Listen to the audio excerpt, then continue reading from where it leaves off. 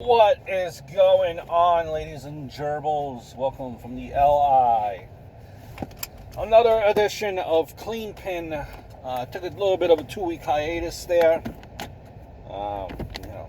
scheduling wise, and stuff wasn't able to fully work out where I was able to do a productive episode. But we are back. We're back, and there's quite a few things to talk about as far as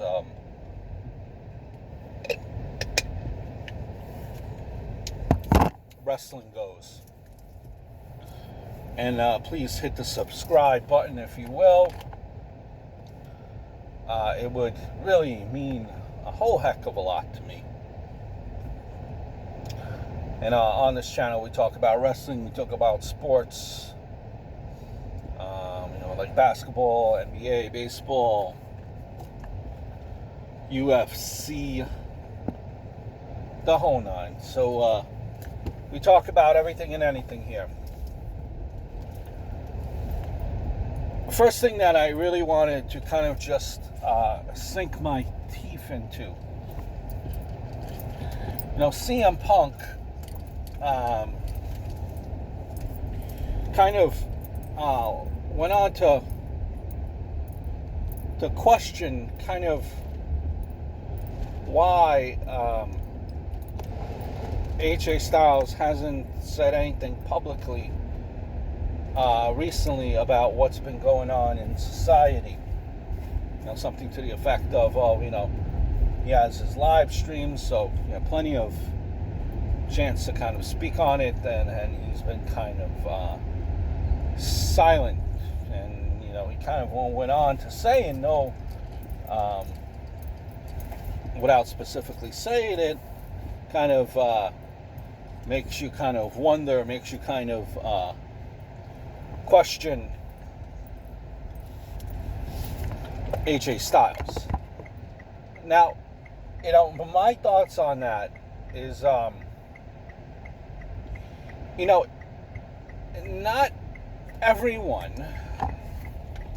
not everyone is good at explaining certain things. They're not good with kind of not as open,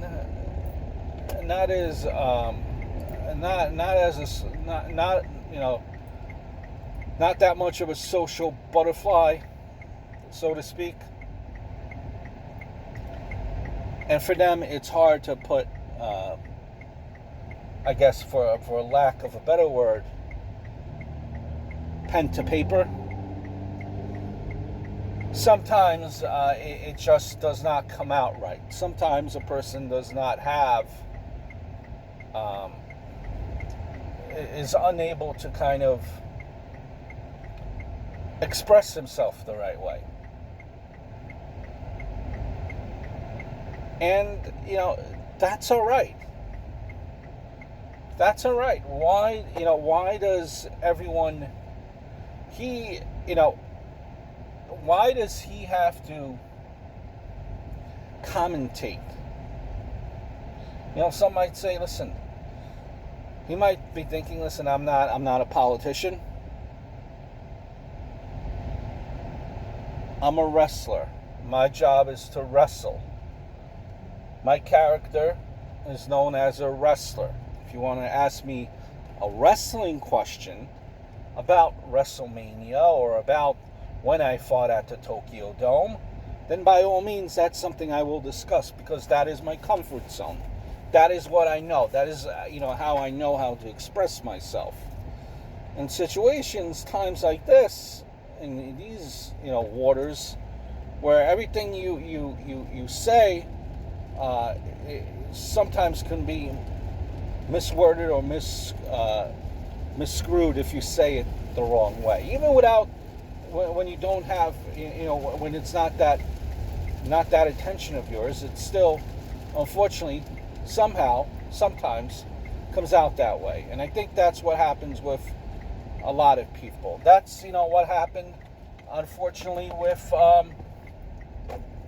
I think that's what happened with, if you want to look at it, what happened with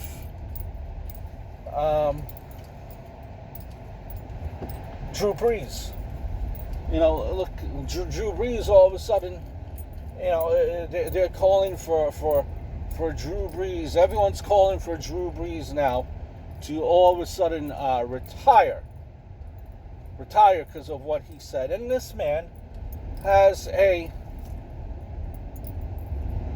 track record of when the flooding happened, of being a citizen, a man that stood up and helped that community. So he has a track record of being a nice guy.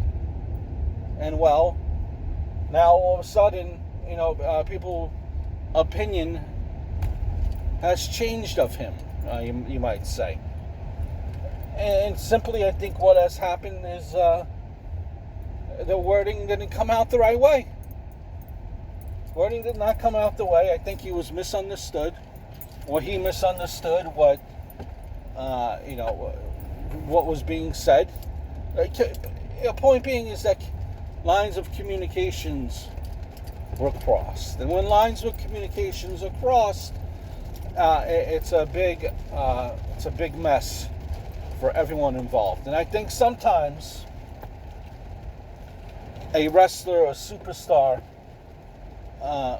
feels comfortable not going into that territory. And because he does not say anything, does not make him less of a person. Does not make him less of a person by any means. So I wouldn't be, and when you make a statement like that, it's like a loaded statement, kind of to the effect of, well, what exactly are you trying to,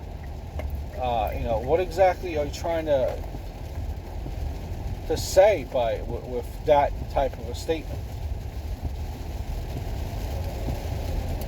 It's a loaded statement, so you really gotta be careful, as to what you mean, by that statement. You have to be very careful, and you can't just say certain things like like CM Punk said, because now people are going to speculate or question, and that's not right. So that's not right. And I think CM Punk has every right in the matter to say what he did. The wording to me is not right, but AJ Styles also has every right to keep quiet and do what he did as well.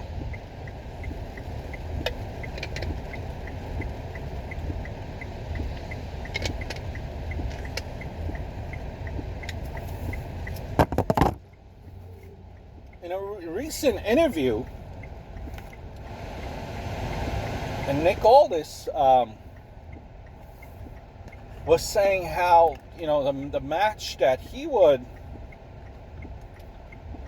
that he would like to see, or a guy that he's excited about being a free agent and the possibilities. He mentioned he's excited about what could possibly be with a guy like a Joe Henning coming into the NWA. And I think a guy like Joe Henning, I think that's a real I think that's a real good position for Joe Henning, where he could focus on wrestling. That's what the NWA is. It's first and foremost a wrestling show, right? And I think they focus on wrestling. They make that a point to focus on wrestling. It's not just all about promos. That's not to say that he's not able to cut promos, but I think Joe Henning's strong suit is wrestling, and he would be able to do that. Nick Aldis is a guy that's on point, that could wrestle as well, stating the obvious here. And I think those two would be able to, those two would be able to make chemistry. The storyline already there is right there. It's already made. Look, Nick Aldis, whether he's champion at that point or not, Nick Aldis is always saying that he's the world's champion, that he is the greatest NWA champion in all this. No one could top him. Well, guess who comes in? Guy like Joe Henning. Now using his real name. Joe Henning. Not Curtis Axel, Joe Henning. The grandson of Larry Henning, which was an NWA legend. Instant storyline. Hey, Aldis, who do you think you are? You know who my grandfather was? You know how I got my genes of wrestling? Because my grandfather, Larry Henning, taught me. My father, Curtis Henning, taught me. And I'm offended by what you're saying. I'm gonna take you to the mat and teach you a lesson. Boom, right there's the storyline. How Nick Aldis is disrespecting tradition, not remembering the prior champions before him, not respecting them, trying to put himself over the NWA legends.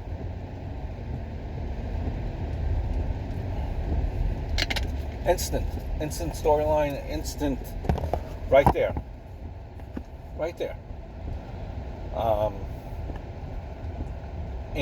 So I think there's potential. I think that's a good fit for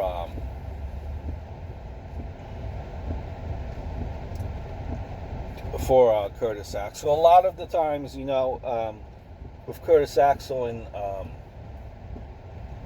in WWE, you never really knew who he was. Like, you knew that who his father was, you knew who his grandfather was, but he was anything but that, right? And I guess that's fine. Maybe he wanted his own identity. Maybe the WWE wanted him to have his own identity. But, he would be a guy from,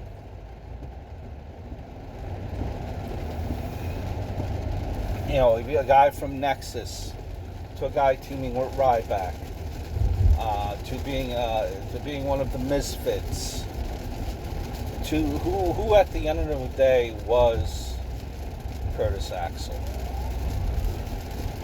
So it's going to be very exciting if, in fact, that does happen, where Axel could go there. And I think, there's a strong possibility. I don't know how comfortable, or maybe it was just a kind of a line just thrown out there to see if anything would bite.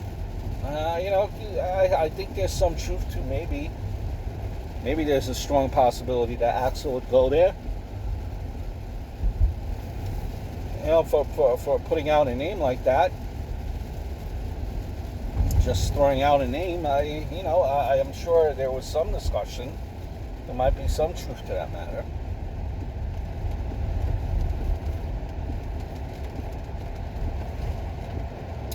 But we shall see.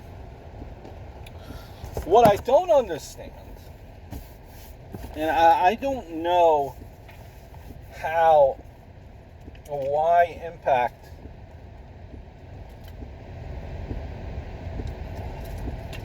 would do this.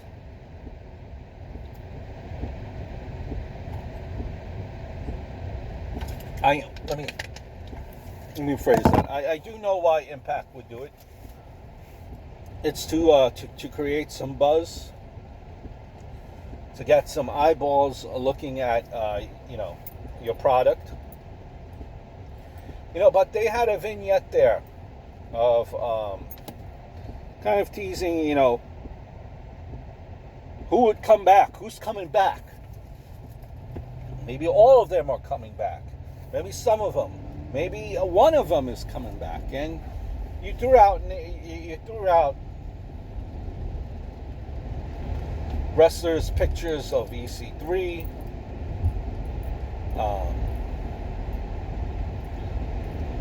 Spud or Drake Maverick, who's actually now re-signed with the WWE. I'll talk about that a little bit later. Spud, EC3, Carl Anderson, Doc Gallows, who was with Impact prior.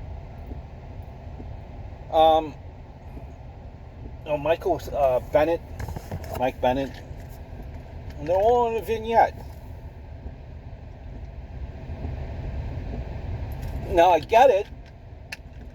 It will get people to look, to watch. I'm sure. How much we'll watch more than usually? That's to be determined. So are we doing more good? Are we doing more harm than good? Is the question. But then you also have the question, like Drake, for example, already re-signed with WWE. So he's been on that vignette, not coming. So the point I'm trying to get at, Carl Anderson and Doc Gallows have been rumored to go to New Japan.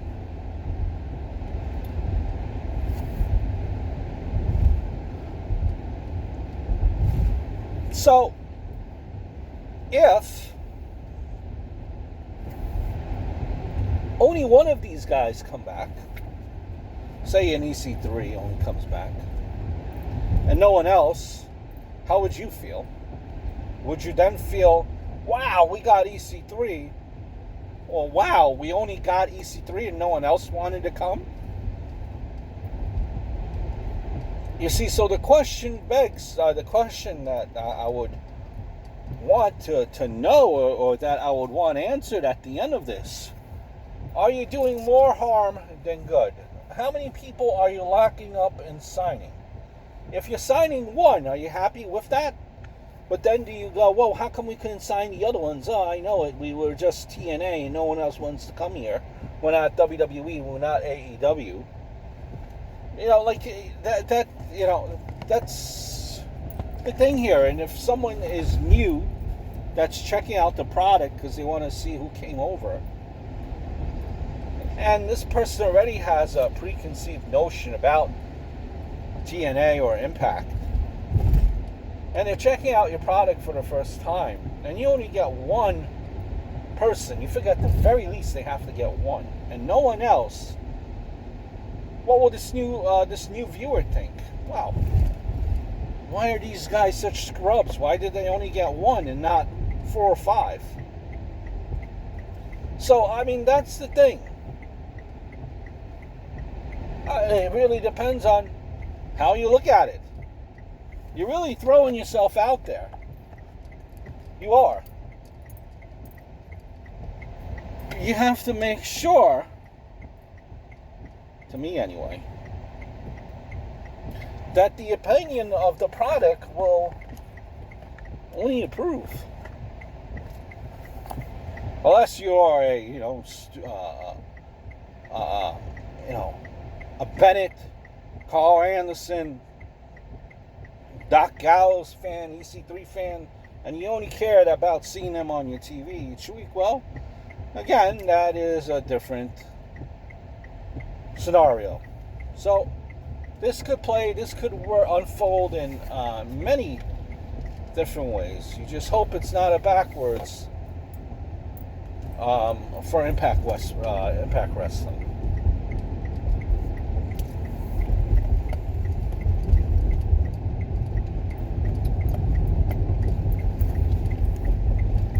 With AEW,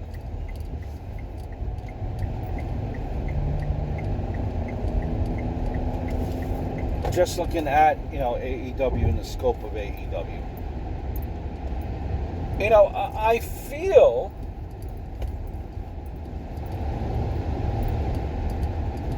the managers are supposed to enhance their talent, supposed to put them up on a pedestal, right? And sometimes through no fault of their own, it's almost like the managers outshine the talent that they're managing. I think that's a big problem with two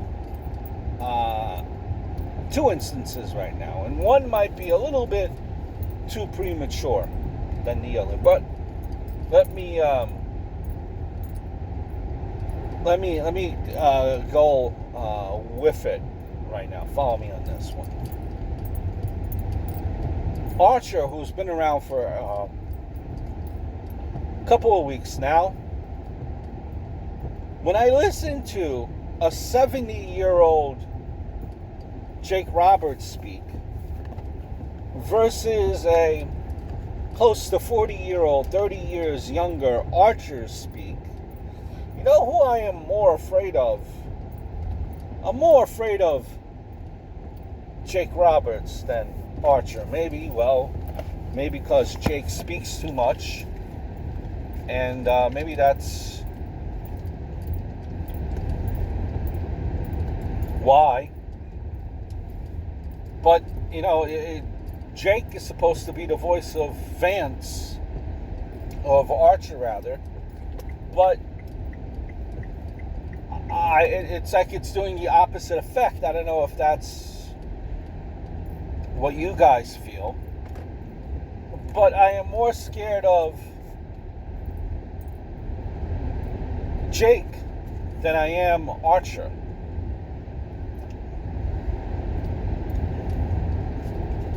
Maybe Jake, the Snake, is too charismatic. Could that be an actual bad thing?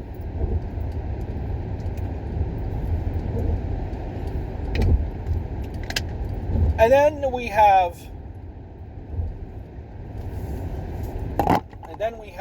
a sun shower. Then we have as we slow down again.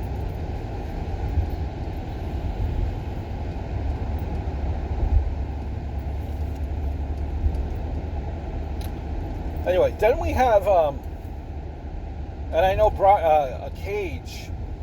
I believe it's Brian Cage, right? Brian Cage, who's just been on TV. I mean, not long at all. But Taz is managing him, and he's using his own catchphrases when speaking about Brian Cage. So who's talking really? No, not figuratively. So who's talking? Is it Taz or Brian Cage? And I'll be honest with you, right now, at least for me anyway, I don't know, I really don't have a reason to care about Brian Cage. I think the main problem right now, and this is, I'm sure it's partly to do because of the pandemic. That's certainly got to be part of it. Right now, to me anyway, I feel that AEW is not really putting pieces together, not really like they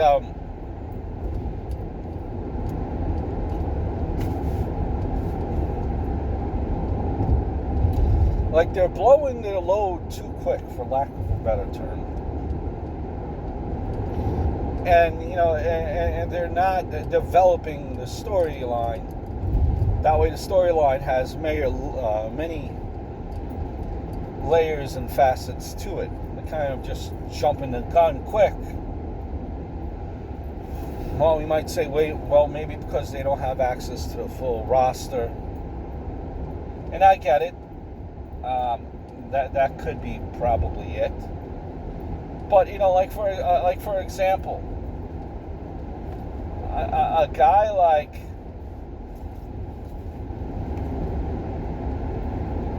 Harper or Brody Lee, he loses. Excuse me. He loses to Moxley, right? And in losing to Moxley, when that happens, he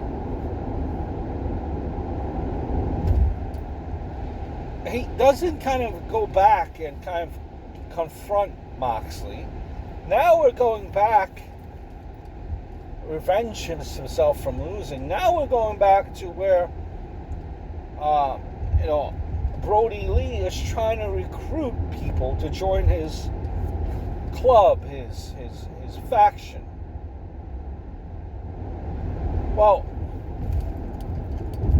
case in point, when they were trying to recruit Colt Cabana on this past week's episode of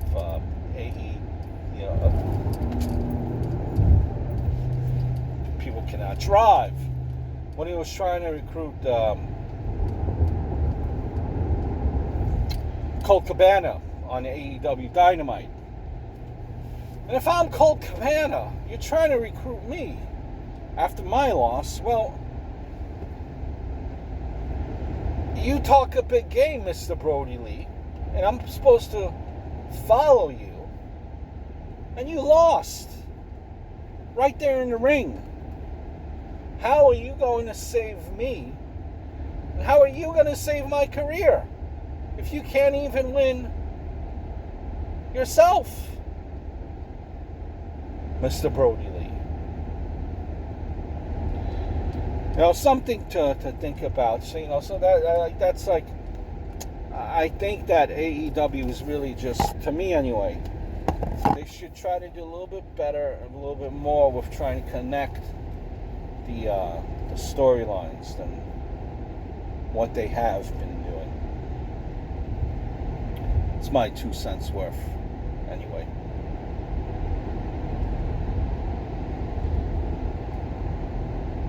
Now, storyline stupidity from SmackDown. Before we go, Jeff Hardy explains that it wasn't him, it was Sheamus that caused the accident. He wasn't drunk. That injured Elias. Oh, here's the thing. Why, when Jeff Hardy first comes out on SmackDown, why is he being cheered? From all you know from last week is he was under the influence. This week, when he first comes out, that's all you know still. You assume that he's under the influence. Once he's in the ring, he explains you the story of what happened. But people are still cheering him as he's coming to the ring.